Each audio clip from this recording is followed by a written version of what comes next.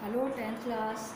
आज हम पढ़ेंगे भारत में विभिन्न औषधीय उद्यान, उसकी उपयोगिता और उसकी सुरक्षा। तो औषधीय पौधों के बारे में अभी नहीं, पहले हम किसके बारे में ले लेते हैं, भारत में होने वाले फल, सब्जियां, फूल और मसाले। अब चूँकि भारत क्या है, एक बहुत बड़ा विशाल है ना, तो विभिन्न प्रकार की यहाँ पे क्या है, जलवायु है, इसीलिए यहाँ पे हर प्रकार के जो फल हैं यहाँ पर पाए जाते हैं।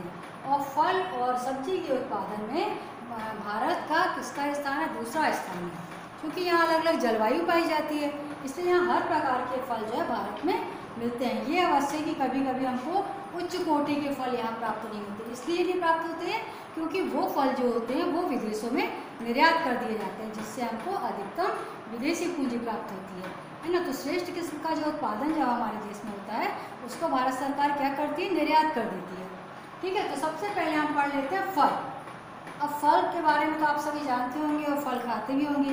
अब कौन सा फल हर सीजन में तो नहीं आता ना। जैसे अभी आपने देखा कि जैसे ही गर्मी आई तो कौन सा फल आने लगे, तरबूजा, खरबूजा। उसके पहले संतरे आ रहे थे, वो कम हुए, तरबूजा, खरबूजा आने लगा।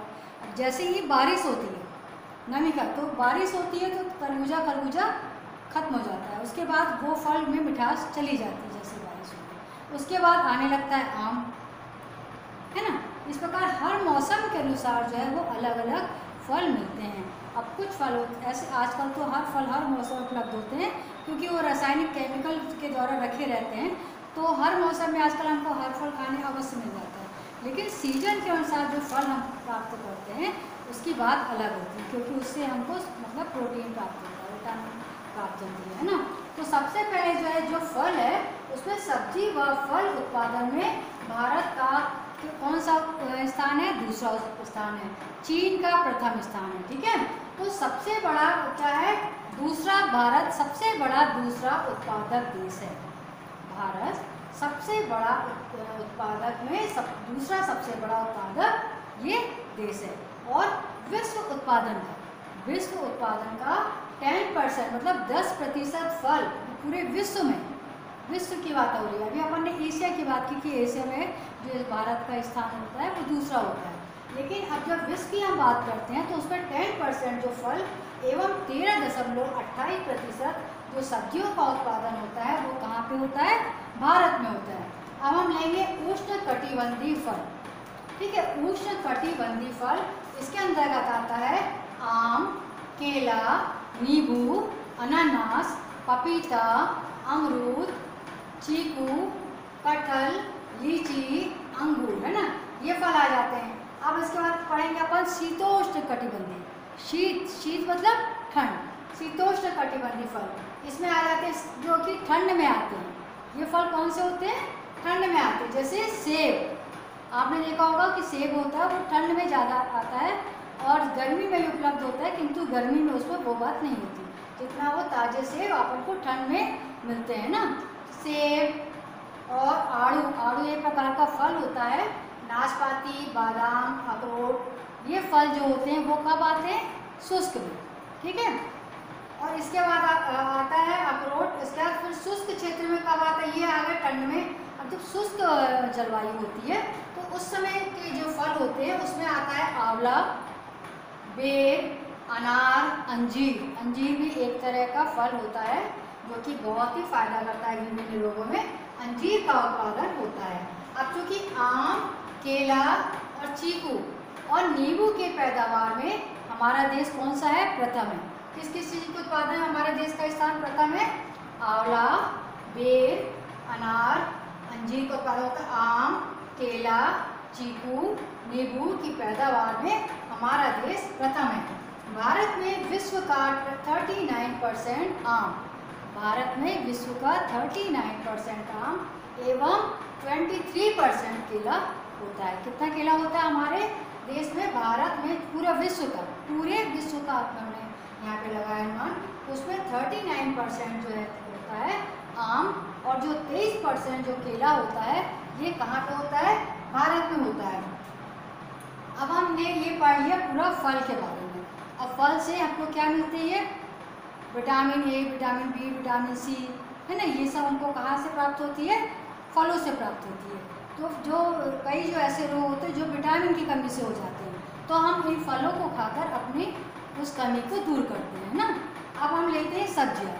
अब सब्जी में भी विभिन्न प्रकार की विटामिन प्रोटीन्स पाए जाते हैं, ठीक है। सब्जियों में भी विभिन्न प्रकार की विटामिन ए वगैरह ये सब जो है, आयरन, ये सब कहाँ से हमको मिलता है? सब्जियों के द्वारा प्राप्त होता है। तो सब्जियों की भी पैदावार में भारत का कौन सा स्थान है? दूसरा स्थान है, ठीक है। अब भारत जो है वो फूल गोभी, आप लोग सभी को जानते होंगे, सबकी जो है ये पसंद की सब्जी होती है। फूल गोभी में भारत का कौन सा स्थान है? प्रथम स्थान है। और प्याज के उत्पादन में किसका दूसरा स्थान है? भारत का उत्पादन, मतलब भारत का प्याज के उत्पादन में दूसरा स्थान है। और पत्ता गोभी, जो कि आप लोग सबको जानते होंगे पत्ता गोभी क्या होता है, पत्ता गोभी का तीसरा स्थान है। मतलब भारत का उत्पादन इतना ज़्यादा होता है कि पत्ता गोभी में इसको तीसरा स्थान मिला है, और प्याज में इसको दूसरा स्थान मिला है, और फूल गोभी में इसको प्रथम स्थान मिला है। अब हम इतना पढ़ने के बाद, सब्जियों के बारे में जानने के बाद, और भारत में कौन कौन सी सब्जियां मुख्य रूप से होती हैं? भारत में मुख्य रूप से आलू, प्याज, बैगन, फूल गोभी, पत्ता गोभी, कटहल और जो बीन्स आती हैं वो विभिन्न प्रकार की भिंडी और फ्रांसबीन, ये सब्जियां जो है भारत में प्रमुख रूप से आती हैं। अब तो ये हमने पढ़ लिया कि फूल गोभी, पत्ता गोभी का प्रमुख स्थान होता है, तो ये तो हमारे यहाँ उपलब्ध होती है ना। वैसे भी और जो गिलकी, बटा, ये सब जो है वो हमारे यहाँ ज़्यादा से ज़्यादा उत्पादन होता है लोकल तौर पर इसका। अब हम आ जाते हैं फूल के बारे में। अब चूँकि भारत में पहले जो होता था हमारे देश में, फूल का इतना ज़्यादा यूज नहीं होता था। फूल का उपयोग हम कहाँ करते थे? फूल का उपयोग हम केवल पूजा के समय ही करते थे। जब कोई विशेष त्यौहार आता था तब बस हम उसका उपयोग करते थे। लेकिन आजकल हम देखते हैं कि दिनों दिन फूलों का उपयोग जो है निरंतर बढ़ता जा रहा है। किस चीज़ में बढ़ता जा रहा है? किसी भी का मकान बनता है तो उसका डेकोरेशन किससे होता है? फूलों से होता है। यदि किसी के घर में शादी या विवाह होता है तो पहले जहाँ लाइटिंग का प्रयोग किया जाता था, अब उसकी जगह उसमें किसका उत्पादन मतलब यूज़ होता है? फूलों का यूज़ होता है। और दीपावली में भी आपने देखा होगा कि लोग पहले से ही अपने 1-2 दिन पहले से अपने पूरे घर को, दुकान को, गेट को, हर चीज़ को वो किससे सजा देते हैं? फूल से सजा देते हैं। ज़्यादातर इसमें कौन से फूल का यूज़ होता है? गेंदे का यूज़ होता है। क्यों होता है? क्योंकि गेंदा जो है वो हफ्ते भर क्या होता है, मुरझाता नहीं है, वैसा ही रहता है। तो इसलिए लोग क्या करते हैं? फूलों के द्वारा अपने घर का डेकोरेशन करते हैं। तो फूलों का उपयोग जो है निरंतर क्या हो रहा है? बढ़ता जा रहा है। तो दिन प्रतिदिन फूलों की लोग खेती करने लगे हैं। फूलों की खेती से लोग किसानों को अधिकतम लाभ प्राप्त हो रहा है, ठीक है। अब फूल इस बार क्या हुआ था, जिस प्रकार अभी जो फूल का बहुत उत्पादन हुआ तो लोगों को बहुत नुकसान हो गया है ना, क्योंकि अभी अचानक से लॉकडाउन में फूल बिके नहीं। दुकान वाले जो फूल का उत्पादन मतलब करते थे, बेचते थे, उनको बहुत ज़्यादा नुकसान हुआ, क्योंकि फूल जो है वो ज़्यादा दिन तक टिकते नहीं है, ख़राब हो जाते हैं, तो उनको बहुत ज़्यादा नुकसान झेलना पड़ा। अब इसके बाद हम आ जाते हैं मसाला। भारत को मसाले का उत्पादक, उपभोक्ता, निर्यातक कहा गया है। क्यों कहा गया है? क्योंकि भारत में जितना उपयोग मसाले का होता है उतना अन्य किसी भी देशों में नहीं होता है। भारत के निवासी जो है वो सबसे ज़्यादा मसाला खाते हैं, ठीक है। और इसीलिए भारत में मसाले का उत्पादन भी ज़्यादा होता है। उत्पादन भी ज़्यादा होता है, इसीलिए भारत क्या करता है? इसका निर्यातक भी है। भारत चूँकि सबसे ज़्यादा यहाँ पे मसाले का उत्पादन होता है, इसलिए भारत इसका निर्यातक भी है। मतलब सबसे ज़्यादा ये भारत विदेशों में मसाले का निर्यात करता है। इससे किसकी प्राप्ति होती है? हमको विदेशी पूंजी की प्राप्ति होती है, ठीक है। तो भारत मसालों का, इसीलिए भारत को क्या बोलते हैं? भारत को मसालों का घर कहा जाता है, ठीक है। अब इसमें क्या हुआ? यहाँ पे काली मिर्च, इलायची, अदरक, लहसुन, हल्दी एंटीसेप्टिक के रूप में भी काम आती है। शादी विवाह में सौंदर्यवर्धक के रूप में भी काम आती है। हल्दी की लोग सब्जी के रूप में भी प्रयोग करते हैं, तो बहुत ज़्यादा उपयोग है। और बॉडी की जो इम्यूनिटी सिस्टम बढ़ाता है। दालचीनी, अदरक, इलायची, ये सब लोग खाते हैं। मतलब अभी तो वर्तमान समय में देखा जा रहा है कि ये जो देसी चीज़ें, आयुर्वेदिक चीज़ें थी, उसका उपयोग दिन प्रतिदिन अब जो है वो बढ़ता ही जा रहा है। क्योंकि जो रासायनिक चीज़ें हैं ना, वो हमारी बॉडी में कहीं ना कहीं क्या करती? नुकसान करती। तो लोग अब आयुर्वेद की ओर बढ़ रहे हैं। पहले के ज़माने में जब उस समय डॉक्टर नहीं हुआ करते थे तो वैद्य हुआ करते थे। तो वैद्य किस चीज़ से इलाज करते थे? वैद्य अपने जो देसी जो जड़ी बूटियाँ पाई जाती है उसको कूट कर वो दवा बनाते थे। उससे जैसे किसी को फोड़ा हो गया तो कचनार का पेड़ पाया जाता है, उसकी पत्ती को पीसकर लेप लगा देते थे।